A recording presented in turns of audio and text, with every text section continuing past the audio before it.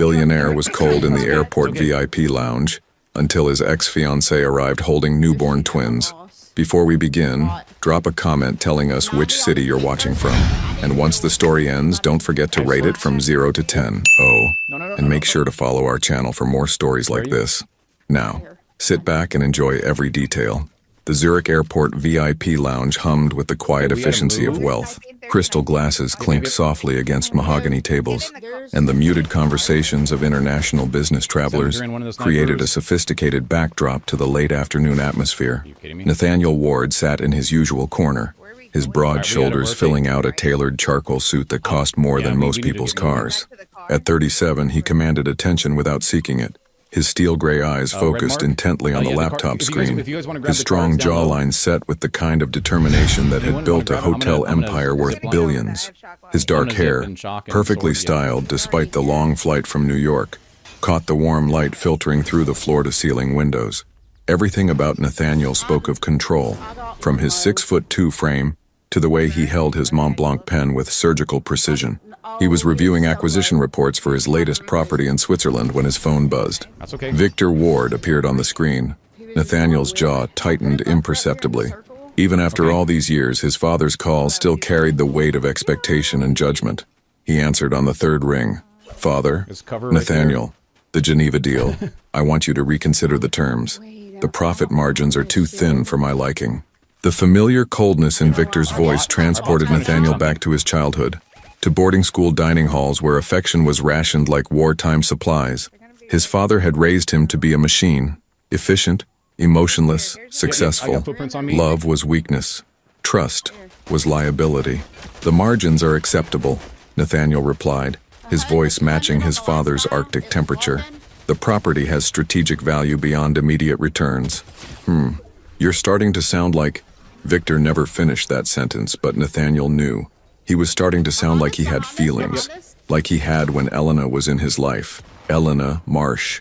Even thinking her name sent an unwelcome warmth through his chest, a sensation he'd spent the last year and 5 months trying to forget.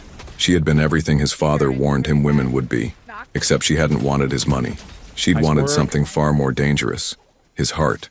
The memory of their last conversation still haunted his sleepless nights.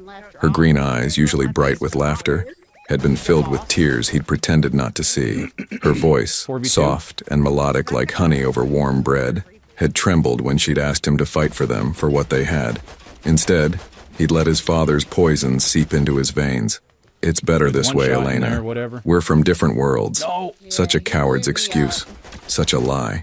A sharp cry pierced through his thoughts and the lounge's tranquil atmosphere. A baby's wail, persistent and demanding, cut through the soft jazz playing overhead. Nathaniel looked up with mild irritation. The VIP lounge was supposed to be a sanctuary from such disturbances. His gray eyes searched for the source of the noise, ready to signal a staff member to handle the situation. But when his gaze found the reception area near the entrance, his blood turned to ice. Elena stood there, her honey blonde hair pulled back in a messy bun, wisps framing her heart-shaped face. She wore a simple cream-colored sweater and dark jeans, looking tired but still breathtakingly beautiful. Her green eyes held the exhaustion he'd never seen before, and her usually perfect posture was slightly slumped under the weight of 2 infant car seats and an oversized diaper bag. But what made Nathaniel's world tilt off its axis were the 2 babies. One was crying, a red-faced, dark-haired infant with tiny fists waving in the air. The other slept peacefully, nestled against Elena's chest in a carrier, with features that made Nathaniel's hands shake. The sleeping baby had his eyes, his strong chin, his dark hair. Elena's gaze swept the lounge and locked onto his. For a moment, time stopped. Her face went pale, and her lips parted in surprise. The crying baby in her arms seemed to sense the tension, wailing louder. Nathaniel stood without conscious thought, his laptop sliding forgotten onto the leather chair. His legs moved of their own accord, carrying him across the lounge with the kind of determination that had conquered boardrooms and broken competitors. "Elena?" His voice came out rougher than he'd intended, barely above a whisper. She straightened, that familiar spark of defiance flashing in her tired eyes. "Nathaniel." He stared at the babies, his mind racing to process what his heart already knew. The math was simple, terrifying and undeniable. "Are they—" He couldn't finish the question.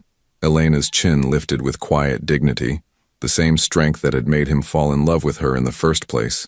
"Yes," she said simply. "They're yours." The crying baby chose that moment to quiet, turning curious gray eyes toward the stranger who had stopped breathing entirely. Twin gazes, one sleepy, one alert, both unmistakably carrying Nathaniel Ward's DNA.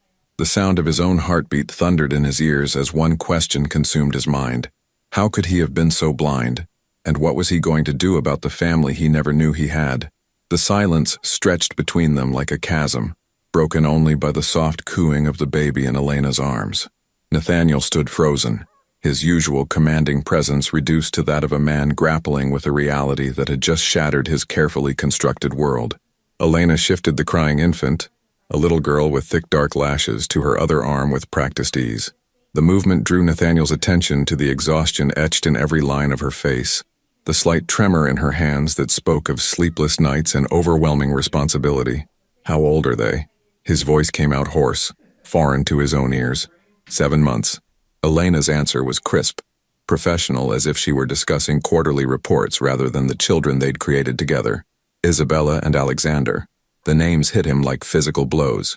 She'd named them, raised them, loved them, all while he'd been building hotels and attending board meetings, completely oblivious to their existence. "Elena, don't." She held up her free hand, the gesture sharp and final. "Not here. Not now." Alexander stirred in his carrier, opening eyes that were an exact mirror of Nathaniel's. The baby blinked slowly, studying the stranger with an intensity that seemed impossible for someone so young. Isabella had quieted, her tiny fist wrapped around a strand of Elena's hair, but her gaze remained fixed on Nathaniel with curious gray eyes. The lounge around them seemed to fade into background noise. Other travelers moved past them in elegant blurs, their conversations and footsteps muffled by the roar of blood in Nathaniel's ears. "Where are you going?" he managed to ask. "Home." The word carried weight, finality. "To Portland." Portland. Let's go, She'd Tommy. mentioned Let's it once go. years All right, ago when they'd talked about places they'd rather be than New York. She'd described the coffee shops, the rain, the way the mountains looked on clear mornings. He'd kissed her forehead and promised they'd visit someday. Another broken promise in a relationship full of them. "You live there now?"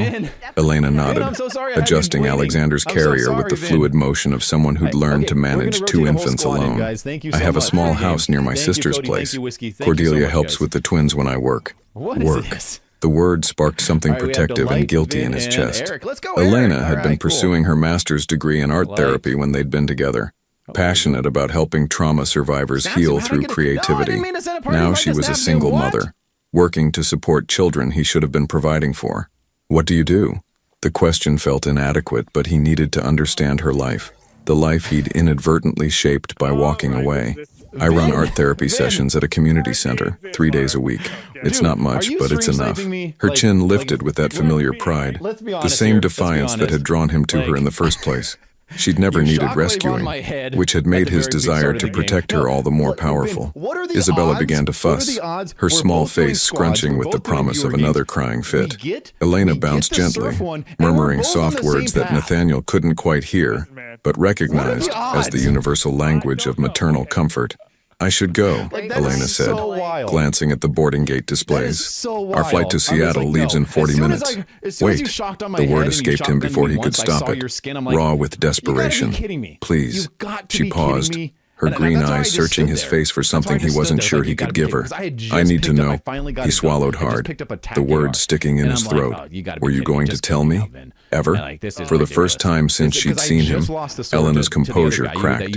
Her eyes filled with unshed tears, and she looked away, focusing on Alexander's sleeping face. "I tried," she whispered. "I called your office 6 times after I found out. Your assistant kept saying you were unavailable, that you'd call back. You never did." The admission felt like a knife twisting in his chest. Margaret, his longtime assistant, was fiercely protective of his time. She'd have filtered Elena's calls like she did hundreds of others, never knowing their importance. "I wrote you a letter," Elena continued, her voice gaining strength. "I sent it to your penthouse, your office, even your father's estate. I don't know if you ever saw them." Nathaniel's blood ran cold.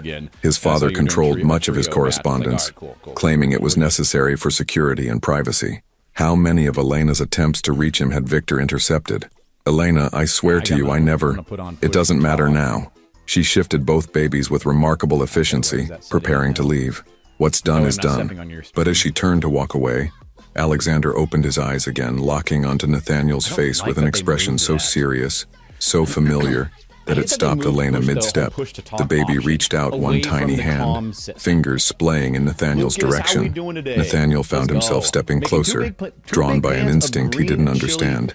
Alexander's fingers brushed against his outstretched hand, so small and warm that Nathaniel's breath caught. He looks like you, Elena said softly, her professional mask slipping. They both do. Sometimes Isabella gets this expression when she's thinking, and it's like looking at you in miniature. The observation hit him with unexpected force. These children carried his DNA, his features, pieces of himself he'd never known existed. They were strangers, but they were his strangers. Can I... He stopped, unsure what he was even asking for. Elena studied his face with the careful attention she'd once reserved for her art, looking for truth beneath layers of careful control. I don't know what you want from us, Nathaniel, she said finally, but I won't let you hurt them the way you hurt me. The boarding announcement for Seattle echoed through the lounge, and Elena stepped back, breaking the fragile connection that had formed between Nathaniel and his son. As she walked away, carrying pieces of his heart he'd never known were missing, Nathaniel stood paralyzed by the weight of a choice that would define the rest of his life. Nathaniel's penthouse apartment in Manhattan had never felt more like a mausoleum. The floor-to-ceiling windows that usually showcased the city's glittering skyline now seemed to mock him with their cold perfection.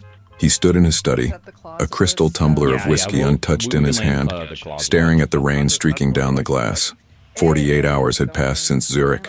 48 hours of replaying every moment, every word, every heartbreaking detail of Elena's exhausted face and his children's curious eyes. His children. The phrase still felt foreign, impossible, and yet it echoed in his mind like a prayer. The soft chime of his private elevator announced an unwelcome visitor. Only 3 people had access to his penthouse, and he wasn't expecting his housekeeper or his head of security. Victor Ward emerged from the elevator with his usual commanding presence, his silver hair perfectly styled despite the late hour. At 65, he moved with the predatory grace of a man who'd spent decades crushing competitors and shaping his son into his own image. You look terrible, Victor observed, settling into the leather chair across from Nathaniel's desk without invitation. His pale blue eyes, so different from Nathaniel's warm gray ones, swept over his son with cool assessment. I wasn't expecting you. Clearly, Margaret mentioned you've been unreachable since Switzerland. Missed 3 board meetings, canceled the Singapore expansion presentation. Victor's fingers drummed against the chair's arm, a gesture Nathaniel recognized as barely contained impatience. What's gotten into you? Nathaniel turned from the window, studying his father's face. How many of Elena's letters had crossed Victor's desk? How many phone calls had he intercepted with the casual ruthlessness that had defined their relationship? I saw Elena. The drumming stopped. Victor's expression didn't change, but something shifted behind his eyes. A flicker of calculation that Nathaniel had learned to recognize in childhood. I see. And I suppose she's looking for money now that she's burned through whatever savings she had. The casual cruelty in his father's voice hit Nathaniel like a physical blow. She has children. My children. Alleged children. Victor's correction was swift and sharp. Women like her are remarkably creative when it comes to securing their futures. A simple DNA test will clear up any confusion.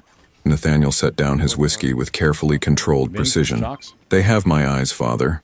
Both of them. Alexander looks exactly like I did as a baby. Genetics can be deceiving. I've seen too many men destroyed by women claiming parentage. Victor leaned back, his posture radiating the kind of authority that had once made Nathaniel crave his approval. Remember what happened to your Uncle Charles? That woman nearly took half his fortune before we proved the child wasn't his. The memory was one Victor had wielded throughout Nathaniel's childhood, a cautionary tale about the dangers of trusting women, of allowing emotion to cloud judgment. But now, with the image of Elena's tired face burned into his memory, it felt different, manipulative. Elena never asked for money. When we were together, she refused everything I offered. Of course she did. It's the oldest game in the book. Refuse the small gift to seem noble, then claim the ultimate prize. Victor stood, moving to the bar with the casual entitlement of someone who'd made himself at home in every space he entered. Tell me, did she mention child support? A trust fund perhaps? College expenses? Nathaniel thought back to their conversation in the airport lounge. Elena had looked exhausted, overwhelmed, but not calculating. She'd worked 3 days a week at a community center, lived in a small house near her sister's place. If she'd wanted his money, she'd had 18 months to pursue it. She didn't ask for anything. She didn't need to. Her mere presence was the ask. Victor poured himself a scotch, the crystal decanter catching the light from the city below. Think, Nathaniel. She appears at the exact moment when you're traveling internationally, when your guard is down. She brings these children, conveniently too young for reliable paternity testing, and plays the wounded mother. Each word was designed to plant doubt, to erode the foundation of what Nathaniel had felt in that airport lounge. But the memory of Alexander's tiny fingers brushing against his hand, of Isabella's serious gray eyes studying his face, remained untouchable. I want to see them again. Victor's glass paused halfway to his lips. That would be unwise. They're my children. They're a liability. Victor's voice hardened, taking on the tone that had shaped Nathaniel's childhood. I won't watch you destroy everything we've built for a woman who walked away the moment things became difficult. I'm the one who walked away. The admission tore from Nathaniel's throat like a physical wound. I listened to you, and I let her go, because you were intelligent enough to recognize a trap when you saw one. Victor set down his glass with deliberate precision. She was beneath you, Nathaniel, unsuitable in every way that matters. No family connections, no social standing, no financial contribution to your empire. She made me happy. The words hung in the air between them, fragile and defiant. Victor's expression shifted, revealing something cold and calculating that made Nathaniel's chest tighten. Happiness is a luxury we can't afford. It makes us weak, vulnerable, easily manipulated. Victor moved closer, his presence looming like a storm cloud. Your grandfather built this empire through discipline and sacrifice. I expanded it through focus and determination. And you nearly threw it all away for a woman who gave you feelings. Maybe some things are worth more than money. Nothing is worth more than legacy. Victor's voice dropped to barely above a whisper, but each word carried the weight of years of conditioning. These alleged children, even if they are yours, will only complicate things. Children divide attention, drain resources, create weaknesses that enemies can exploit. Nathaniel stared at his father, seeing him clearly for perhaps the first time. The man who'd raised him to be strong had actually made him afraid. Afraid to love, afraid to trust, afraid to be human. I'm going to Portland. Victor's composure finally cracked, his face darkening with the kind of rage Nathaniel remembered from childhood mistakes and perceived failures. If you pursue this fantasy, you'll do it without the support of this family or this company. I won't watch you repeat your grandfather's mistakes. The threat was clear, delivered with the casual brutality that had shaped Nathaniel's worldview. Choose the empire, or choose them. But as Victor walked toward the elevator, his parting words carried a promise that made Nathaniel's blood run cold. I hope she's worth losing everything for, son. Because that's exactly what's going to happen if you can't see past whatever spell she's cast over you. The elevator doors closed with a soft whisper, leaving Nathaniel alone with the weight of an impossible choice and the growing certainty that his father's definition of everything might be exactly what he needed to lose. The rain in Portland fell differently than in New York. Softer, more persistent, like nature's way of washing the world clean. Nathaniel stood outside a modest two-story house in the Hawthorne district, his Armani suit drawing curious glances from neighbors walking their dogs and pushing strollers. The house was painted sage green with white trim, small but well-maintained, with a garden that showed Elena's careful attention even in the winter months. He'd been standing there for 20 minutes, building the courage to knock. Through the front window, he could see warm light spilling from what looked like a living room. A mobile hung from the ceiling, spinning slowly in the gentle current from a heating vent. Baby toys were scattered across a coffee table, and he caught a glimpse of Elena moving past the window, a baby in her arms. His rental car, a deliberately modest Honda instead of his usual luxury vehicles, sat at the curb like a question mark. He'd flown commercial, used a fake name, paid cash for everything. If Victor wanted to monitor his movements, he'd have to work for it. The front door opened before he could knock. Elena stood there in jeans and an oversized sweater, her honey blonde hair pulled back in a messy ponytail. She looked younger somehow, more like the woman he'd fallen in love with, but there were new lines around her eyes that spoke of sleepless nights and worry. I saw you from the window, she said quietly. You've been out there long enough to get soaked. He looked down at his suit, surprised to find it damp despite the umbrella he'd forgotten to use. I wasn't sure if you'd want to see me. I don't know if I do. Her honesty was like a blade, clean and sharp. But they deserved to know their father. She stepped aside, and he entered a world that was everything his penthouse wasn't. The house smelled like coffee and baby powder, with underlying notes of the lavender candles Elena had always loved. The living room was small but cozy, with a worn leather couch facing a fireplace that actually looked used. Pictures covered every surface, not the sterile professional portraits that decorated his apartment, but real moments caught in time. "Where are they?" he asked, his voice catching slightly. "Napping." Finally, Elena moved to the kitchen, which opened directly into the living room. Isabella had an ear infection last week, so sleep has been challenging. The casual mention of his daughter's illness hit him like a physical blow. While he'd been attending board meetings and reviewing quarterly reports, his child had been sick, and he hadn't even known she existed. Is she better now? Getting there. The antibiotics helped, but she's still fussy.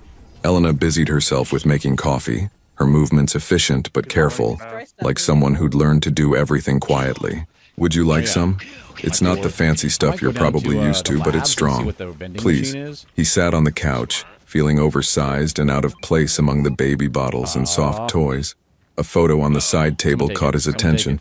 Elena in a hospital bed, exhausted but radiant, holding two tiny babies. She looked like she'd been through battle and emerged victorious. "That was the day they were born," Elena said, following his gaze. She handed him a mug, her fingers carefully avoiding his.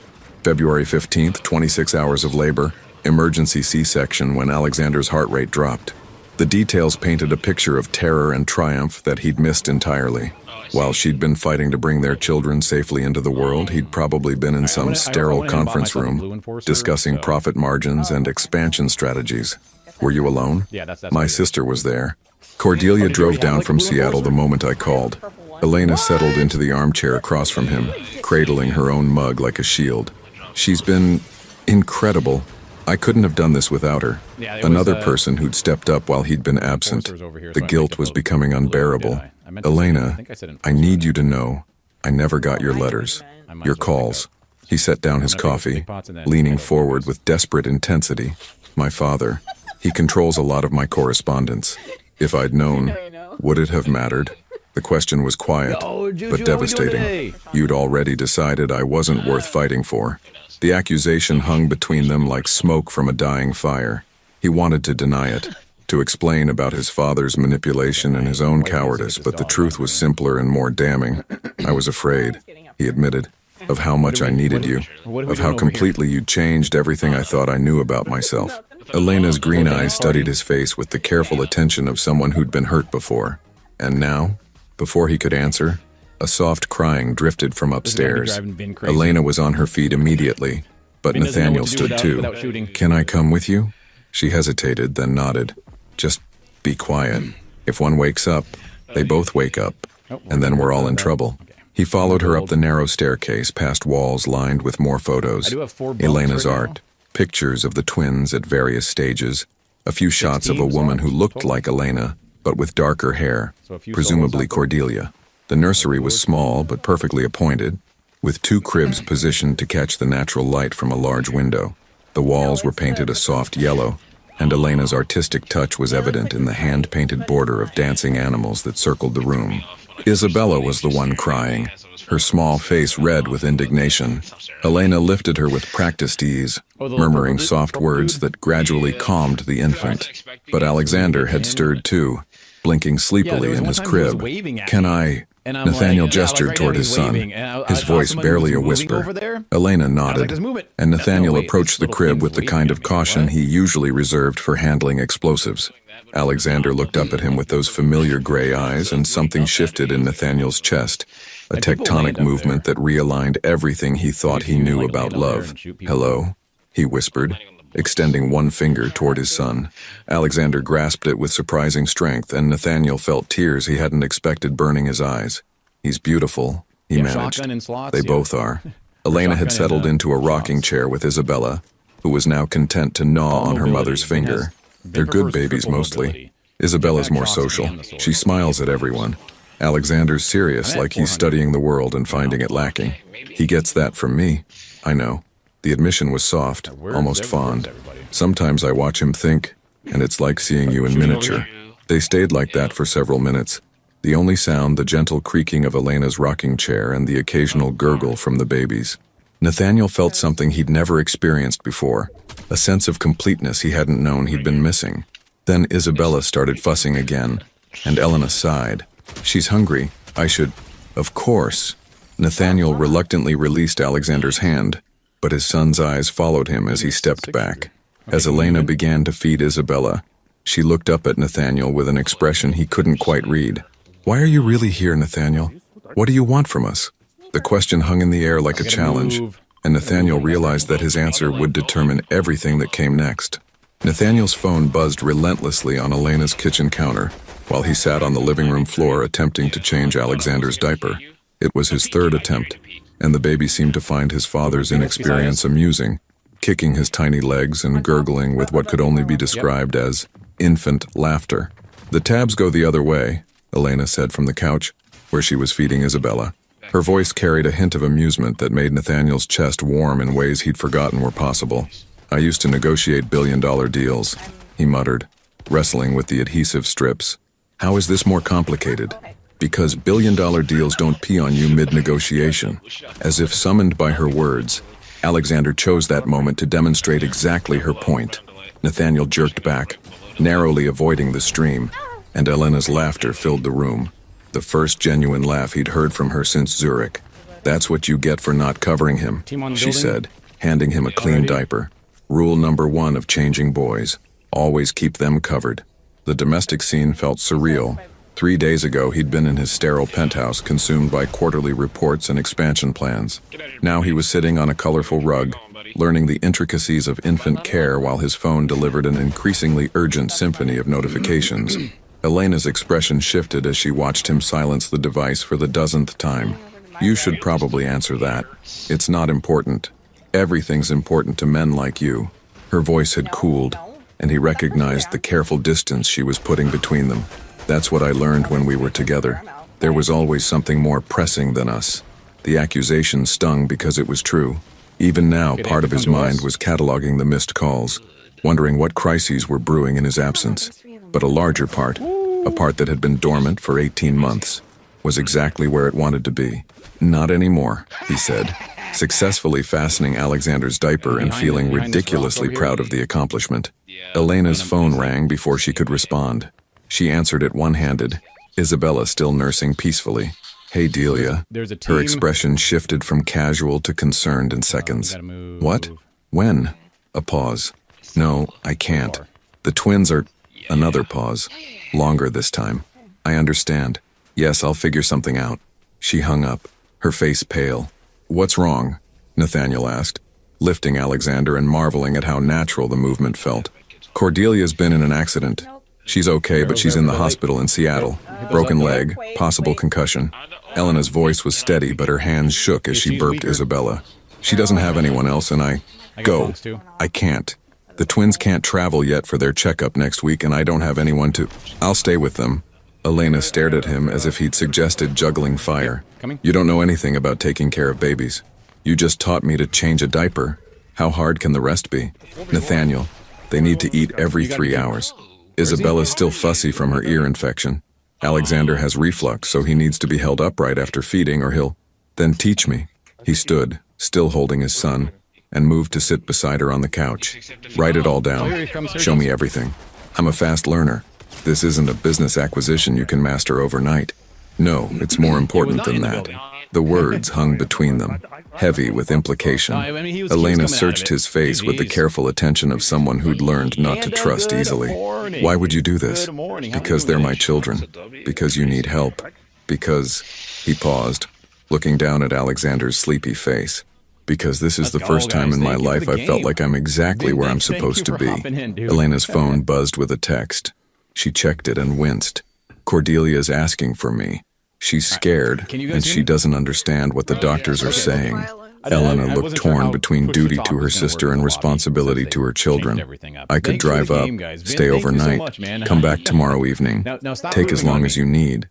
If something goes wrong, nothing will go wrong. Nathaniel's voice carried the same confidence he used in boardrooms, but underneath was something new. A determination born not of profit, but of love. I won't let anything happen to them. Elena spent the next hour giving him a crash course in infant care. She showed him how to prepare bottles, explained the twins' different crying patterns, demonstrated the specific way Alexander needed to be held after eating. She wrote detailed instructions, created schedules, and hovered anxiously as he practiced each task. Isabella likes to be sung to when she's fussy, Elena said, zipping up her overnight bag. Anything soft. She doesn't care if you can't carry a tune. I can't carry a tune. Neither can I. She doesn't seem to mind. Elena picked up Isabella, kissing her forehead with the desperate intensity of a mother leaving her children for the first time. And Alexander. He's fascinated by the mobile above his crib. If he won't sleep, sometimes just lying him down and letting him watch it will calm him. She moved to Alexander, cradling him against her chest and whispering something Nathaniel couldn't hear. When she straightened, her eyes were bright with unshed tears.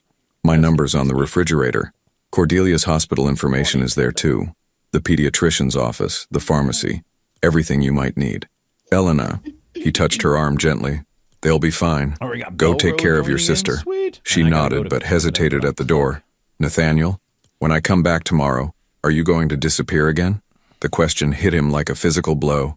She was trusting him with the most precious things in her world, but she still expected him to abandon them. The knowledge of how deeply he'd wounded her was almost unbearable. I'm not going anywhere, he promised. After she left, the house seemed smaller and larger simultaneously. The twins had fallen asleep in their bouncy seats, and Nathaniel found himself studying their faces, memorizing details he'd missed before. Isabella had Elena's delicate nose, but her chin was pure Ward's stubbornness. Alexander's ears were slightly pointed at the tips, just like Nathaniel's had been as a child. His phone rang again, and this time he recognized the number, his head of security.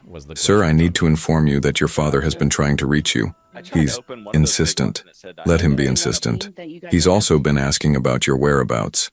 I haven't provided any information, but he's growing suspicious. Nathaniel looked at his sleeping children and felt something shift inside him, a door closing on one life while another opened before him. Good. Let him wonder. But as he hung up, Nathaniel couldn't shake the feeling that his father's silence wouldn't last much longer. And when Victor Ward decided to act, the consequences would reach far beyond Portland. 3 a.m. came with Isabella's piercing cry echoing through the small house. Nathaniel jolted awake from where he dozed on the couch, his body protesting after hours of holding Alexander during an epic battle with infant reflux. The schedule Elena had left was already crumpled from constant reference, and he felt like he'd been through a war. Alexander had finally settled around midnight, only to wake again at 1:30 demanding another bottle. Now Isabella was adding her voice to the symphony of exhaustion, and Nathaniel stumbled up the stairs on legs that felt like jelly. The nursery was dim, lit only by a small nightlight shaped like a crescent moon. Isabella's face was red with indignation, her tiny fists pumping the air as if she were conducting an orchestra of chaos. In the other crib, Alexander stirred but remained mercifully asleep. Hey, sweetheart, Nathaniel whispered, lifting Isabella with hands that had become surprisingly steady over the past few hours. What's wrong now? She continued crying, her small body rigid with whatever infant distress was consuming her. Nathaniel checked her diaper. Dry. He'd fed her an hour ago, so hunger seemed unlikely. That left Elena's other explanations: overtired, overstimulated, or simply needing comfort. He began the gentle bouncing motion Elena had taught him, walking slow circles around the nursery while humming tunelessly under his breath. Isabella's cries gradually shifted from outraged screams to hiccuping sobs, then to the exhausted whimpers of a baby fighting sleep. I know, he murmured against her soft hair. Everything's different, isn't it? Your mom's gone, there's this strange man holding you and nothing feels right. As if she understood, Isabella's whimpers quieted. Her gray eyes, so like his own, blinked up at him with the kind of trust that made his chest ache. She was giving him a chance, this tiny person who carried half his DNA and all of his heart. I'm sorry I wasn't here before, he continued, his voice barely a whisper. I'm sorry I missed everything. Your first smiles, your first laughs, all those nights when you needed someone, and it was just your mom carrying all the weight. Isabella's eyes began to droop, but she fought it with the determination of someone who'd inherited the Ward stubbornness. Nathaniel kept walking, kept talking, pouring out 18 months of regret and wonder to a 7-month-old who listened with the gravity of a judge. I used to think love was weakness. My father taught me that feelings were liabilities, that caring too much would destroy everything I'd worked for.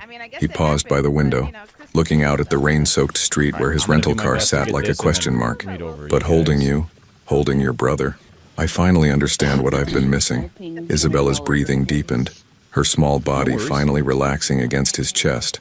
He stood there for another 10 minutes, afraid to move and risk waking her, content to breathe in her baby's scent and marvel at the weight of responsibility and love she represented.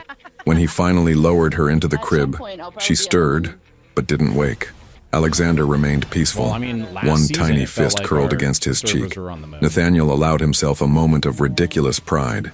He'd survived his first night alone with them. Downstairs, his phone showed 17 missed calls and 32 text messages. Most were from his assistant, his head of security, and various board members. But the most recent call, at 2:47 a.m., was from Victor. The voicemail made his blood run cold. Nathaniel, this little game has gone on long enough. I know where you are and I know why you're there. Come home immediately, or I'll be forced to take more direct action. The board is already asking questions about your absence. Don't make me choose between protecting you and protecting this company. The threat was clear. Victor had found him, and he was running out of patience. A soft knock at the front door made Nathaniel's stomach drop. It was nearly 4 a.m. No one made social calls at this hour. He moved to the window, peering through the curtains to see a black sedan parked behind his rental car. A man in a dark suit stood on the porch, his posture radiating the kind of professional competence that meant trouble. Nathaniel's mind raced through his options. He could ignore it, pretend to be asleep. But that would only delay the inevitable, and he wouldn't put Elena or the twins at risk by forcing a confrontation. He opened the door to find Marcus Chen, his father's head of security, a man who'd been loyal to the Ward family for 15 years and had never questioned an order. "Mr. Ward," Marcus's voice was respectful but firm, "your father sent me to escort you home. I'm not ready to leave." "I'm afraid that's not up for discussion, sir." Marcus stepped aside, revealing a second man, younger, broader, with the kind of build that suggested former military training. "Mr. Ward Sr. was very clear about the urgency of your return." Through the baby monitor clipped to his shirt, Nathaniel could hear Alexander beginning to stir. In 15 minutes, maybe 20, his son would wake demanding another bottle. Isabella would likely follow suit shortly after. Elena wouldn't be back until evening, and he'd promised to take care of them. "I can't leave right now." Marcus's expression didn't change, but something shifted in his stance. "Sir, I have my orders. I'd prefer not to make this difficult, especially with the children in the house." The implied threat hit Nathaniel like ice water. His father was willing to involve the twins to get what he wanted, to use his own grandchildren as leverage. "Give me 5 minutes to pack." "Of course, sir."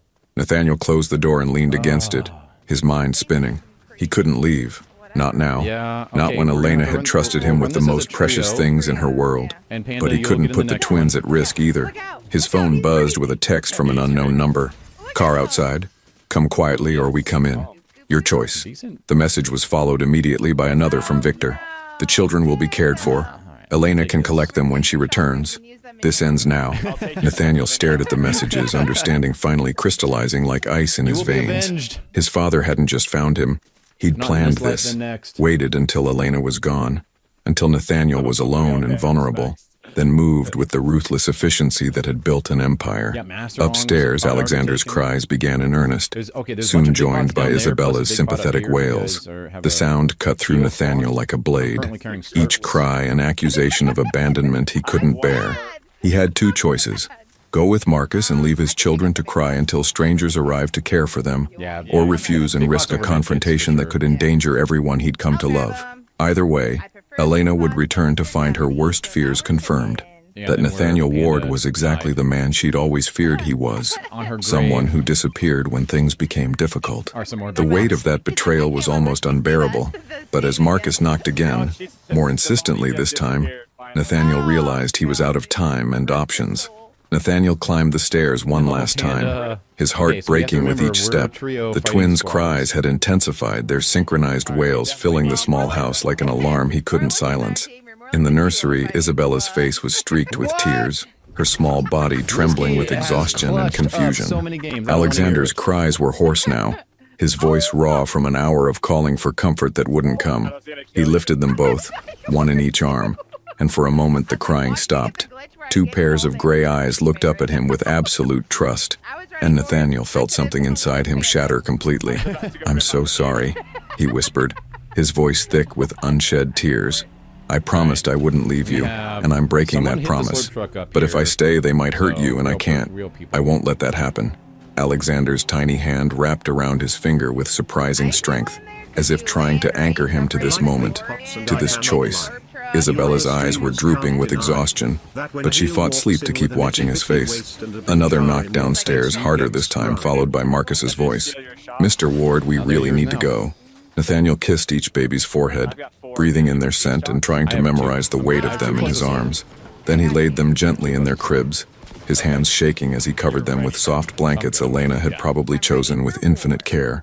"Your mom will be home soon," he promised, though the words felt like ash in his mouth. "She'll take care of you. She's better at this than I am anyway." But even as he said it, he knew it was a lie. Elena would return to find her children crying, abandoned by the man she'd trusted despite every instinct warning her not to. She'd comfort them, feed them, sing to them until they settled, all while her heart broke a little more. He left his phone on Elena's kitchen counter along with a note he'd written with trembling hands. "Elena, I'm sorry. My father found me, and staying would have put you and the twins in danger. I couldn't risk that. There are people coming to help with Isabella and Alexander until you get home. I know this looks like abandonment, and I know you'll never forgive me for it. I don't expect you to.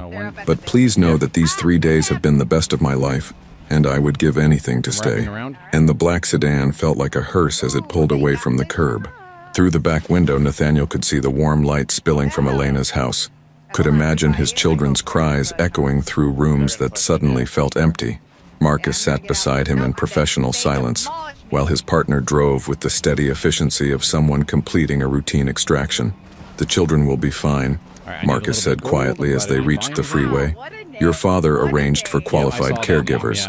They'll arrive within the hour." "Strangers," Nathaniel said flatly. "He's sending strangers to care for my children. Professionals, vetted, bonded, experienced. They're not their mother. They're not—" He stopped, unable to finish the sentence. "They're not me." But what right did he have to claim that role after walking away from it twice? The flight back to New York passed in a blur of private jet luxury that felt obscene after 3 days in Elena's cozy home. Nathaniel stared out the window at clouds that looked like accusations, his mind trapped in an endless loop of what-ifs and self-recrimination. By the time the plane touched down at Teterboro, dawn was breaking over Manhattan. The city looked the same, steel and glass and ambition reaching toward the sky. But Nathaniel felt like a different person returning to a life that no longer fit. Victor was waiting in the penthouse, impeccably dressed despite the early hour, a cup of coffee in his hands and satisfaction written across his features. The sight of him filled Nathaniel with a rage so pure it was almost clarifying. "You look terrible," Victor observed, settling into his usual chair. "But I suppose that's to be expected after playing house for 3 days. You sent armed men to threaten my children. I sent professionals to ensure your safe return. The children were never in any real danger, though I can't say the same about your judgment." Victor's voice carried the cool authority of someone accustomed to being obeyed. "You're lucky I acted when I did. Another day or two, and the board would have started asking questions I couldn't answer. Let them ask. Don't be naive, Nathaniel. You control 37% of Ward Enterprises stock, but the other board members combined control 41%. If they lose confidence in your leadership, they can vote you out. And then what happens to your little family?" The threat was delivered with surgical precision, designed to hit exactly where Nathaniel was most vulnerable. Without his position, without the Ward fortune, he'd have nothing to offer Elena and the twins. No way to provide for them. No leverage to protect them from whatever revenge Victor might devise. "So you see," Victor continued, "leaving wasn't just the practical choice, it was the only choice. You can't protect them if you lose everything trying to play father to children who will grow up just fine without you. They're your grandchildren. They're complications." Victor's mask slipped slightly, revealing something cold and calculating underneath. "Children of a woman who was never suitable, who will raise them with middle-class values and romantic notions about love conquering all. Do you really want that for them? Do you want them to grow up believing that feelings matter more than success? Nathaniel thought about Alexander's serious gray eyes, about Isabella's trusting grip on his finger, about the way Elena hummed while she fed them, turning even the most mundane moments into something precious. Yes, he said quietly. I do. Victor's expression hardened. Then you're more of a fool than I thought, but it doesn't matter now. You're here, the crisis is over, and we can return to business as usual. In time, you'll thank me for saving you from yourself. Will I? Of course. Because deep down, you know I'm right. You know that what you were feeling wasn't love. It was guilt, obligation, some misguided notion of responsibility for a mistake you made years ago. Victor stood, smoothing his tie with casual arrogance. Real love doesn't abandon ship the moment things become difficult. And you, my son, have just proven that whatever you felt for that woman and those children wasn't strong enough to overcome your fundamental nature. The words hit like physical blows, each one designed to wound and weaken. But beneath the pain, Nathaniel felt something else stirring, a quiet certainty that had been building since the moment he'd first held his children. His father was wrong, about love, about strength, about what mattered in life. The only question now was whether Nathaniel had the courage to prove it. As Victor headed toward the elevator, his parting words carried the weight of prophecy and threat. The quarterly board meeting is Thursday. I trust you'll be ready to focus on what's actually important. But alone in his penthouse, surrounded by luxury that felt increasingly hollow, Nathaniel realized that for the first time in his life, he knew exactly what was actually important. And it wasn't in this building. Helena's hand shook as she pulled into her driveway at 7:30 that evening, 18 hours after she'd left for Seattle. The porch light was on, casting a warm glow over the sage green paint. But something felt wrong. The house looked the same, but her mother's instincts were screaming danger.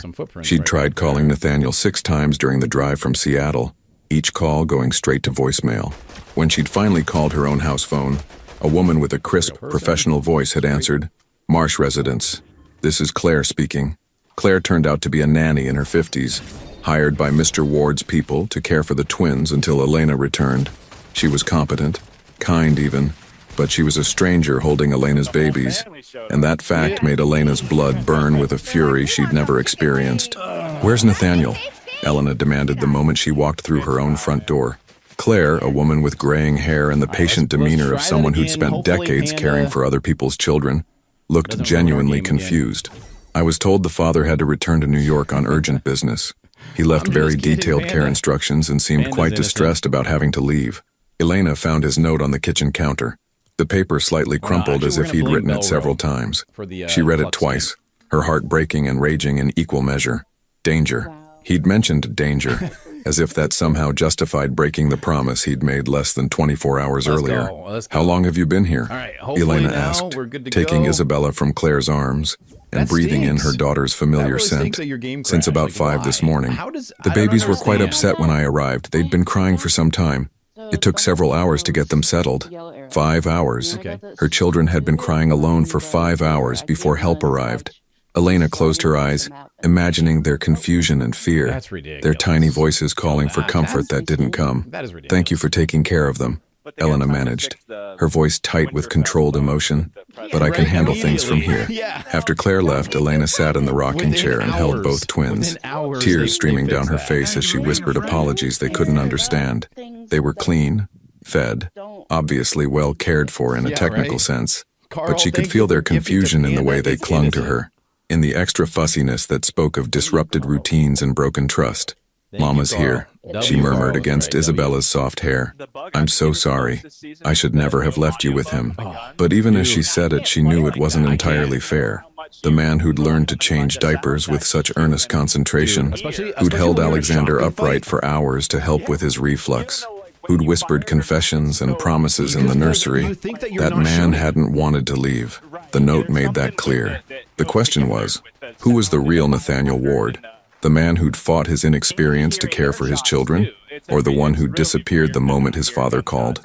3 days passed in a blur of routine and heartbreak. Elena threw herself into caring for the twins, but every small milestone felt hollow. Isabella's first successful attempt at sitting up unassisted. Alexander's delighted giggle when she played peekaboo. Moments that should have been pure joy were tainted by the absence of someone who should have been there to witness them. On the 4th day, Cordelia arrived from Seattle, still moving carefully on her new crutches, but determined to help. "You look like hell," her sister announced, settling into the kitchen chair with the bluntness that had always characterized their relationship. "Thanks. You look pretty rough yourself." Cordelia's leg was in a walking cast, and she had a fading bruise along her left temple, but her eyes were clear and concerned. "Tell me what happened." All you said on the phone was that Nathaniel had to leave suddenly. Elena found herself recounting the entire story. From the airport encounter to those 3 precious days when she'd almost believed in second chances, to waking up to find her children in the care of a stranger, and the man she'd trusted gone without explanation. He just left? Cordelia's voice carried the protective anger of someone who'd watched her sister's heart break once before. "After you trusted him with Isabella and Alexander?" His note said there was danger. That staying would have put us at risk. What kind of danger could possibly... Cordelia stopped, her expression shifting. "His father." Elena nodded. She'd told Cordelia about Victor Ward during the worst days after their breakup, about his cold disapproval and the way he'd slowly poisoned Nathaniel against their relationship. So, he chose Daddy's approval over his own children. I don't think it was that simple, wasn't it? Cordelia leaned forward, her voice gentle but firm. "Elena, I love you, but you have a terrible habit of making excuses for people who hurt you. He made you a promise, and he broke it. Whatever his reasons, the result is the same." Elena wanted to argue, but the words stuck in her throat, because Cordelia was right, at least partially. Whatever pressures Nathaniel had faced, whatever threats his father had made, the end result was 2 confused babies and a woman who'd foolishly allowed herself to hope. "What are you going to do if he comes back?" Cordelia asked. "He won't. But if he does?" Elena looked out the kitchen window at the garden she'd planted when she'd first moved to Portland, when she'd been pregnant and scared and determined to build a life for her children.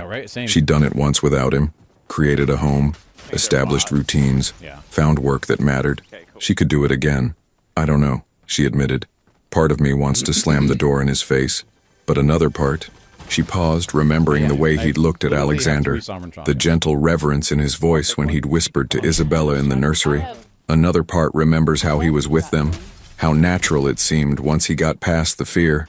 People don't change overnight, Elena, especially not people like him. Maybe not, but what if they do? What if love really can transform someone? Cordelia reached across the table and squeezed her hand. "Then you'll have to decide if the risk is worth it. But this time, don't just think about what you want. Think about what Isabella and Alexander need. They deserve stability, consistency, parents who won't disappear when things get complicated." That evening, after Cordelia had gone to bed and the twins were finally asleep, Elena sat in the living room with a cup of tea and tried to imagine her future. She could see herself raising the children alone, supporting them through school and heartbreak and all the challenges that lay ahead. It would be hard, but she was strong enough. What she couldn't see was how to protect her heart if Nathaniel came back, how to trust someone who'd already proven that his father's voice carried more weight than his children's cries. Her phone buzzed with a text from an unknown number. "Elena, it's Nathaniel. I know you probably don't want to hear from me, but I need you to know that leaving wasn't my choice. I'm going to fix this. I'm going to fight for them, for us. I just need time." Elena stared at the message for a long time, her heart warring between hope and self-preservation. Finally, she deleted it without responding. If Nathaniel Ward wanted to fight for his family, he'd have to prove it with more than words. The Ward Enterprises boardroom had never felt more like a battlefield. Nathaniel sat at the head of the polished mahogany table, his suit immaculate, but his eyes hollow from 3 weeks of sleepless nights. Around him, 12 board members reviewed quarterly reports with the enthusiasm of vultures circling wounded prey. "The Geneva acquisition has stalled," announced Rebecca Sterling, the sharp-eyed CFO who'd never liked Nathaniel's unconventional approaches. "Our partners are questioning the leadership stability of Ward Enterprises." Murmurs of agreement rippled around the table. Nathaniel had missed 4 key meetings, delayed 3 major decisions, and his usually razor-sharp focus had been replaced by something his colleagues couldn't quite identify, but didn't trust. Perhaps, Victor interjected from his position at Nathaniel's right hand, it's time to discuss succession planning. The company needs leadership that's fully committed to its growth. The words hung in the air like a death sentence. Nathaniel felt the shift in the room's atmosphere, the way power dynamics realigned in real time. His father was making his move, using Nathaniel's distraction to position himself as the stable alternative. I'm fully committed, Nathaniel said, his voice carrying none of its usual authority. Are you? This from James Morrison, the lead investor who'd backed Nathaniel's expansion into European markets. Because frankly, your performance these past weeks suggests otherwise. Nathaniel's phone, set to silent, lit up with a notification. Elena's sister's name flashed on the screen, Cordelia Marsh. His heart stopped. The only reason Elena's sister would contact him was if something had happened to the twins. Excuse me, he said, standing abruptly. Nathaniel, Victor's voice carried a warning. We're in the middle of, I have to take this. He stepped out of the boardroom, his hands shaking as he answered the call. This is Nathaniel. Mr.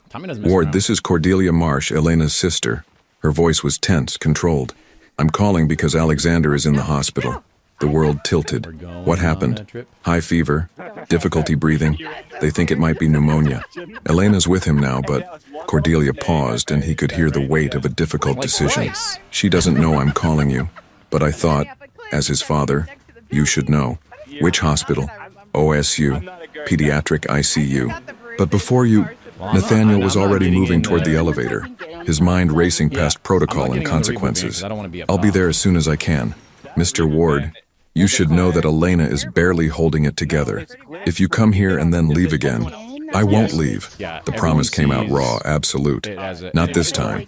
Behind him, the boardroom erupted in heated discussion. He could hear Victor's voice rising above the others, no doubt explaining his son's latest breakdown in leadership judgment.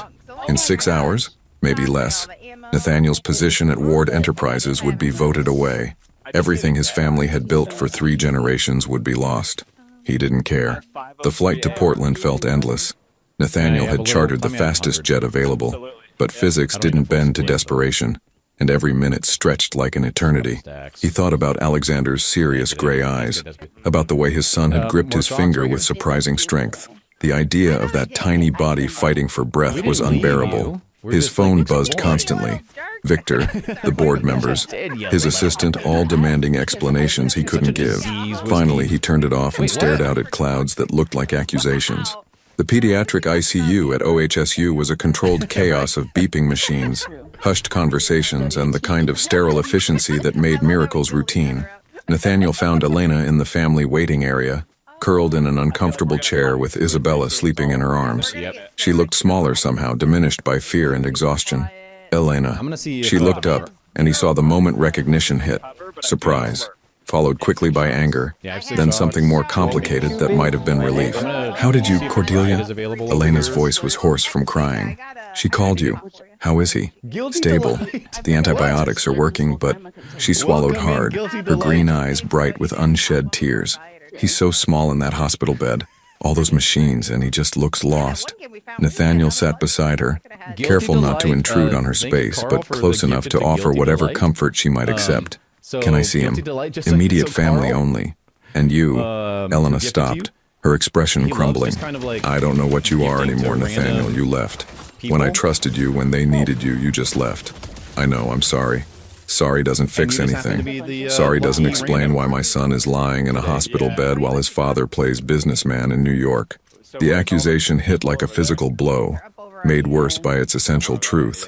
While he'd been sitting in boardrooms and managing his father's manipulations, his children had been living their lives without him, getting sick, reaching milestones, needing their father, and finding only absence. You're right, he said quietly. I failed them. I failed you. But I'm here now, and I'm not leaving again. You said that before. This time is different. Elena studied his face with the careful attention of someone who'd learned not to trust easily. What's different about it? Because this time I'm choosing them over everything else. Over the company, over my father's approval, over the life I thought I wanted. He pulled out his phone.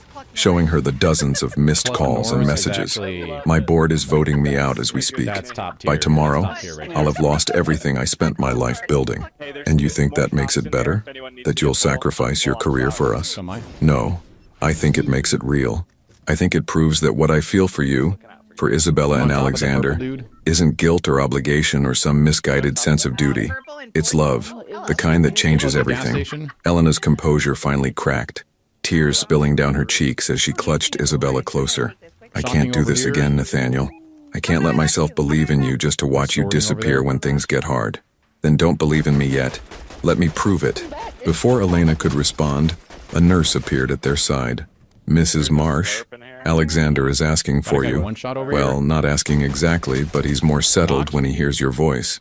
Elena stood carefully, passing Isabella to Cordelia, who had appeared with coffee and the kind of protective energy that suggested she'd been watching their interaction closely. Can his father come too? Elena asked, her voice barely above a whisper. The nurse looked between them, taking in the obvious tension and heartbreak. Of course, but only for a few minutes. As they walked down the sterile corridor toward the pediatric ICU, Elena spoke without looking at him. If you hurt him, if you hurt any of us again, I will make sure you never get another chance. Nathaniel understood that she wasn't just talking about visiting rights or custody arrangements. She was offering him one final opportunity to prove himself worthy of the family he'd never deserved, but desperately needed. I understand. The ICU room was small and filled with the quiet symphony of medical equipment. Alexander lay in a bed that dwarfed his 7-month-old frame, oxygen tubes in his nose and monitors tracking every vital sign. But when Nathaniel approached, his son's eyes opened, unfocused but aware, searching. Hey, buddy, Nathaniel whispered, his voice breaking. Daddy's here. Alexander's tiny hand moved slightly, and Nathaniel gently covered it with his own finger. The grip that had once seemed impossibly strong now felt fragile, precious, breakable. I'm not going anywhere this time, he promised, loud enough for Elena to hear. Whatever happens, wherever this goes, I'm staying right here. And for the first time in 3 weeks, Nathaniel Ward knew exactly where he belonged. 72 hours later, Alexander's fever broke just as the Oregon sun painted the hospital room in shades of gold and amber. Nathaniel had barely left the ICU, surviving on vending machine coffee and the kind of adrenaline that comes from watching your child fight for every breath. His expensive suit had been replaced by scrubs a sympathetic nurse had found, and stubble shadowed his jaw, but his eyes remained fixed on his son with unwavering intensity. Elena sat beside Alexander's bed, reading Where the Wild Things Are in a voice hoarse from 3 days of stories, songs, and whispered prayers. Isabella slept peacefully in her carrier, finally settled after being fussy from the disrupted routine and her mother's stress. His oxygen levels are back to normal, Dr. Patricia Collins announced as she reviewed Alexander's chart. She was a woman in her 50s with kind eyes and the steady presence of someone who'd guided countless families through their worst fears. The pneumonia is responding beautifully to treatment. If he continues improving at this rate, he should be able to go home tomorrow. Elena's sob of relief seemed to echo off the sterile walls. Nathaniel felt his own eyes burn with tears he'd been holding back since Cordelia's phone call. Alexander looked at both his parents with those serious gray eyes, as if he understood the weight of what they'd all survived together. Thank you, Elena whispered to the doctor, her voice thick with emotion. After Dr. Collins left, the room settled into the kind of peaceful silence that follows a storm. Alexander's breathing was easy now, no longer the labored struggle that had terrified them all. His tiny fingers wrapped around Nathaniel's thumb with renewed strength, and for the first time in days, Nathaniel allowed himself to believe they'd made it through. You haven't left, Elena observed quietly. It wasn't a question, but there was wonder in her voice, as if she still couldn't quite believe it. I told you I wouldn't. Even when your phone kept buzzing, even when that woman from your office showed up yesterday demanding you sign papers, Nathaniel's assistant had indeed arrived with emergency documents, her expression tight with barely controlled panic about the board's decision to remove him as CEO. He'd signed his resignation letter without reading it, his attention never leaving Alexander's bedside. None of that matters. Elena turned to study his face, searching for something she seemed afraid to find. What happens now? When we leave here, when the crisis is over, what happens to your grand gesture? It wasn't a gesture. Nathaniel shifted carefully, mindful of the wires and tubes still monitoring his son. Elena, I spent 37 years believing that love was weakness, that caring too much would destroy everything I'd worked for. My father taught me that success was the only thing that mattered, that feelings were liabilities to be managed. He paused, looking down at Alexander's peaceful face, but holding him, watching him fight. I finally understand what real strength looks like. It's not controlling a boardroom or closing billion-dollar deals. It's being here when your child needs you, even if it costs you everything else. And your company? Gone. Victor orchestrated a perfect coup while I was here. He's probably already planning the press release about my temporary leave of absence turning permanent. Nathaniel found he could speak about it without the devastating loss he'd expected to feel. I'll get severance, some investment income. It won't be the Ward fortune, but it'll be enough to provide for you and the twins while I figure out what comes next. Elena's expression softened, but wariness remained in her green eyes. What do you want to come next? I want to learn how to be a father. I want to be here for Alexander's first steps, for Isabella's first words. I want to help with 2 a.m. feedings and diaper changes and all the ordinary moments I've already missed. He met her gaze directly, letting her see the vulnerability he'd spent a lifetime hiding. And I want the chance to prove that I can be the man you deserve, not just when it's easy, but especially when it's hard. Nathaniel, I know I don't deserve it. I know I've already broken your trust twice, and asking for a third chance is asking too much. But I'm going to ask anyway because losing you and the twins taught me what really matters in life. Before Elena could respond, a commotion in the hallway drew their attention. Raised voices, the sound of expensive shoes on linoleum, and then Victor Ward appeared in the doorway like a storm cloud in a tailored suit. This has gone far enough, Victor announced, his voice carrying the authority of someone accustomed to being obeyed. Nathaniel, you're coming home. Now, I am home. Victor's gaze swept the hospital room with obvious disdain. The medical equipment, Elena's rumpled clothes, the baby carrier holding his granddaughter. This is not home. This is some romantic fantasy that's already cost you everything rational people work their entire lives to achieve. I didn't lose anything that mattered.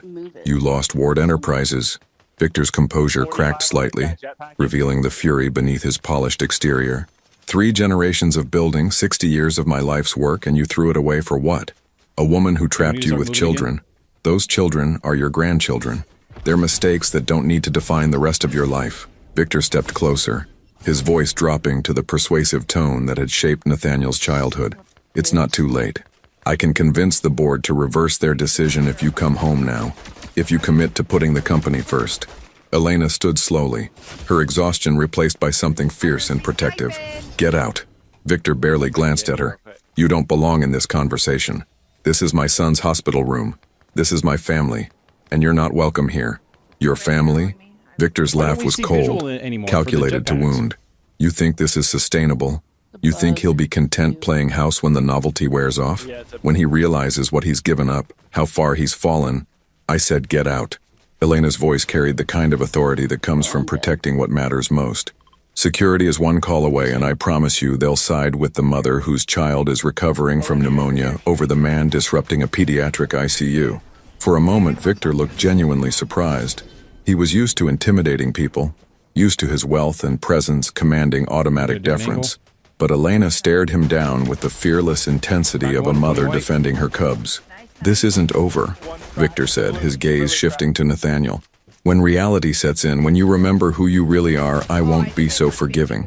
After he left, the room felt lighter, as if his toxic presence had been physically removed from the air they breathed. Nathaniel looked at Elena with something approaching awe. You stood up to him. Someone had to. Elena settled back into her chair, reaching out to smooth Alexander's hair. He can't keep controlling your life if you don't let him. I'm not going to let him. Nathaniel's voice carried a certainty that surprised them both. I'm done being the son he wanted me to be. I want to be the father they need me to be. Elena was quiet for a long moment, watching Alexander sleep and Isabella stir in her carrier. When she finally spoke, her voice was soft but clear. If we try this, if we try to be a family, it has to be real. Not because you feel guilty, not because you want to prove something to your father, but because you genuinely want this life. Because you choose us every day, not just during the dramatic moments. I choose you, all of you, every day, in every way that matters. Elena reached out slowly, her fingers intertwining with his. Then let's go home. As the Portland sun set outside the hospital windows, painting the room in shades of hope and possibility, Nathaniel Ward held his son's hand and his love's trust, and knew that he'd finally found everything he'd been searching for without realizing it. 2 years later, the Portland Community Arts Center buzzed with the gentle chaos of children's laughter and parents' conversations as Elena adjusted the final painting in her latest exhibition. Sunlight streamed through the large windows, illuminating watercolor portraits of trauma survivors whose healing journeys had been captured in bold strokes of color and hope. Her art therapy program had grown from 3 days a week to a full-time position, and the center had become a sanctuary for dozens of families rebuilding their lives. "Mama, look!" Isabella's voice rang out as she toddled toward Elena with the unsteady determination of a 2.5-year-old. Her dark curls bounced with each step, and her gray eyes, so like her father's, sparkled with mischief. In her chubby hands, she clutched a finger painting that was mostly purple with enthusiastic splashes of yellow. "It's beautiful, sweetheart," Elena said, crouching down to examine the masterpiece with appropriate reverence. "Tell me about all these colors." "It's Daddy cooking," Isabella announced proudly, pointing to what might have been stick figures if viewed with sufficient imagination. Elena laughed, remembering yesterday's kitchen disaster when Nathaniel had attempted to make pancakes and somehow managed to get batter on the ceiling. "Daddy's getting better at cooking, isn't he?" "A little better," came Nathaniel's voice from behind them, warm with amusement. He approached, carrying Alexander, who at 2.5 was quieter than his sister, but possessed an intensity that suggested deep thoughts constantly brewing behind his serious expression. "Though I maintain the ceiling incident was a learning experience. Daddy made purple pancakes," Alexander informed his mother solemnly, as if this were a matter of great importance. "They were supposed to be blueberry," Nathaniel clarified, shifting Alexander to his hip with practiced ease. 2 years of hands-on fatherhood had transformed him from a man who'd been afraid to hold his own children to someone who could manage diaper changes, tantrums, and bedtime stories with equal competence. The past 24 months had been a masterclass in reinvention. After losing Ward Enterprises, Nathaniel had used his severance and investment income to start a consulting firm specializing in helping family businesses navigate succession planning. The irony wasn't lost on any of them that his expertise in dysfunctional family dynamics had become his greatest professional asset. The work was fulfilling in ways his old position had never been, but more importantly, it allowed him the flexibility to be present for the twins' lives. He'd been there for Alexander's first words, "Da-da," whispered during a particularly challenging night when the toddler had refused to sleep for anyone else. He'd witnessed Isabella's first independent steps, taken in their backyard while chasing a butterfly. He'd survived the terrible twos with both children, learned to navigate toddler negotiations, and discovered that building a blanket fort required skills no MBA program had ever taught. "How does the exhibition look?" Nathaniel asked, surveying the room with pride. Elena's work had gained recognition throughout the Pacific Northwest, and this particular showcase featured paintings by both Elena and her clients, a collaborative celebration of healing through art. "Perfect," Elena replied, though she was looking at her family rather than the paintings. "Cordelia should be here soon with the refreshments." As if summoned by her name, Cordelia appeared carrying boxes of pastries from their favorite local bakery. Her leg had healed completely from the accident 2 years ago, and she'd recently moved to Portland permanently to be closer to her sister and the twins. The extra support had been invaluable, especially during the challenging early months when Elena and Nathaniel were rebuilding trust while learning to co-parent. "Uncle Delia!" Isabella shrieked with delight, using the name she'd given Cordelia before mastering the difference between uncle and aunt. "Hey there, Munchkin," Cordelia said, setting down the bakery boxes to accept Isabella's enthusiastic hug. "And hello to you too, serious man," she added to Alexander, who studied her with his characteristic intensity before granting her a smile. The relationship between Cordelia and Nathaniel had taken time to develop. She'd been protective of Elena, skeptical of his transformation, and unwilling to pretend otherwise for the sake of politeness. But gradually, through consistent presence and demonstrated commitment to his family, Nathaniel had earned her grudging respect and eventually genuine affection. "Any word from Victor?" Cordelia asked quietly, while the twins were distracted by the pastries. Nathaniel's expression tightened slightly. His father had made several attempts to re-establish contact over the past 2 years, alternating between manipulation guilt, and outright bribery. The latest had been a letter suggesting that the twins deserved their proper inheritance and should spend summers at the Ward estate to learn about their family legacy. I spoke to him last week, Nathaniel admitted. He's still convinced this is all a phase that I'll eventually outgrow. He can't comprehend that I'm actually happier than I've ever been. Elena reached for his hand, a gesture that had become natural over the months of rebuilding their relationship. They'd attended couples therapy, worked through the trauma of his abandonment, and slowly reconstructed trust on a foundation of consistent actions rather than promises. Do you think he'll ever accept it? Elena asked. I don't think acceptance is in his vocabulary, but it doesn't matter anymore. His opinion stopped having power over my life the day I chose to stay in that hospital room. The twins had discovered the art supplies Elena kept available for young visitors, and Isabella was now enthusiastically finger painting, while Alexander observed with scientific interest. Their personalities had become more distinct over the past year. Isabella was gregarious, creative, and utterly fearless, while Alexander was thoughtful, deliberate, and possessed in vocabulary that often surprised adults. They're so different, Elena mused, watching her children with the contentment of someone who'd found peace in chaos. Isabella gets her adventurous spirit from you, Nathaniel said, wrapping his arms around Elena from behind. Alexander gets his analytical mind from both of us, I think. What do they get from you? Nathaniel considered this seriously. Stubbornness, unfortunately, and hopefully the ability to recognize what's truly important in life, even if it takes them slightly less time than it took me. As the afternoon progressed, friends and colleagues arrived to view Elena's exhibition. The paintings told stories of transformation. Abuse survivors who'd found their voices through color, veterans processing trauma through abstract expression, children rebuilding trust through collaborative art projects. Elena moved through the crowd with quiet confidence, discussing her work with the passion of someone who'd found their calling. Nathaniel found himself standing before a particular painting that always moved him, a portrait Elena had done of him during those early weeks when they were rebuilding their relationship. In it, he was holding both twins, but his face was turned toward the light streaming through a window. The expression she'd captured was one of wonder, as if he were seeing himself clearly for the first time. That one's my favorite, Elena said, appearing at his side. Why? Because it's the moment I realized you'd really changed. Not just decided to change, but actually transformed into someone new. She paused, studying the painting with the critical eye of an artist. I painted it the day Alexander took his first steps. You were so focused on encouraging him, so completely present in that moment that I knew we were going to be okay, even after everything I'd put you through, especially after everything. Because love isn't about never making mistakes. It's about what you do when you realize you've made them. It's about choosing to grow instead of defending who you used to be. As evening approached and the exhibition wound down, they gathered their supplies and prepared to head home. Isabella had fallen asleep in Nathaniel's arms, paint still decorating her fingers and cheek, while Alexander held Elena's hand and provided a detailed commentary on everything they passed. Their house, Elena's house, which had become theirs through slow, deliberate integration, welcomed them with the warm chaos of family life. Toys scattered across the living room, artwork covering the refrigerator, and the comfortable disorder that comes from prioritizing connection over perfection.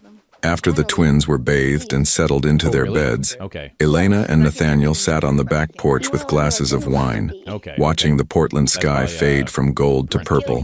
The garden Elena had planted during her pregnancy had matured into something spectacular, with climbing roses and lavender creating a fragrance that had become synonymous with home. Do you ever miss it? Elena asked. The power, the prestige, the certainty of who you were. Nathaniel considered the question seriously, as he always did when she asked difficult things. I miss the simplicity of it sometimes. When your worth is measured in profit margins and market share, you always know where you stand. This is messier, more complicated. But I've never been happier. I've never felt more like myself than I do when Isabella insists I'm the only one who can read her bedtime story correctly, or when Alexander climbs into my lap just because he wants to be close to someone he trusts. Nathaniel paused, reaching for Elena's hand. And I've never loved anyone the way I love you, not despite the challenges, but because of how we've met them together.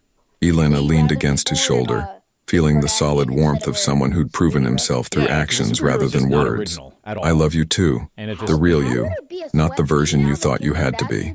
As they sat in comfortable silence, Watching stars appear over Portland's skyline, Nathaniel reflected on the journey that had brought them here. 2 years ago, he'd been a man terrified of his own capacity for love, controlled by his father's vision of success and trapped in a life that looked perfect from the outside, but felt hollow within. Now he was someone's father, someone's partner, someone's choice made daily rather than once. He coached Isabella through toddler meltdowns, helped Alexander build elaborate block towers, and felt his heart expand every time one of them reached for him with automatic trust. The future stretched ahead with all its uncertainties, school years and teenage rebellion, career decisions and relationship challenges. But for the first time in his life, Nathaniel faced that uncertainty with excitement rather than fear, knowing that whatever came next, he wouldn't face it alone. "What are you thinking about?" Elena asked, noticing his contemplative silence. "Just this, all of it. How completely my definition of success has changed. And what does success look like now?" Nathaniel smiled, thinking of purple pancakes and finger paintings of 2-year-old philosophy and 3 a.m. lullabies. "It looks like coming home to people who are genuinely happy to see you. It looks like being trusted with someone's heart and proving yourself worthy of that trust. It looks like building something that matters more than money or power or public recognition." Elena tilted her face up to meet his gaze. "It looks like love. It looks like love," he agreed. Inside the house, a soft cry drifted from upstairs. Isabella probably, having a dream that required parental comfort. Elena started to rise, but Nathaniel touched her arm gently. "I'll go," he said, kissing her forehead. "Daddy duty calls." As he climbed the stairs toward his daughter's voice, Nathaniel Ward reflected on how profoundly his life had changed since that cold afternoon in a Zurich airport lounge. He'd lost an empire but gained a kingdom. He'd sacrificed his father's approval but earned his children's love. He'd given up control but found freedom. And in the nursery that had once seemed foreign and intimidating, surrounded by the gentle chaos of family life, he finally understood what his grandfather might have meant when he'd spoken about legacy. It wasn't about buildings or bank accounts or business empires that could be lost in a single board meeting. True legacy lived in the trust of a child who reached for you in the darkness, in the love of a partner who chose to believe in your capacity for growth, in the daily decision to be present for the moments that mattered most. As Isabella settled back into sleep with her father's quiet song filling the room, Nathaniel knew he'd finally built something that would last. Would you have made the same choice? Giving up everything you'd worked for to fight for the family you'd almost lost? Your participation means a lot to the channel. Please share your thoughts in the comments. Thank you for watching. If you enjoyed the story, please subscribe to our channel and leave a comment below letting us know what you thought. Your feedback and support mean a lot to us. Stay tuned for more exciting stories.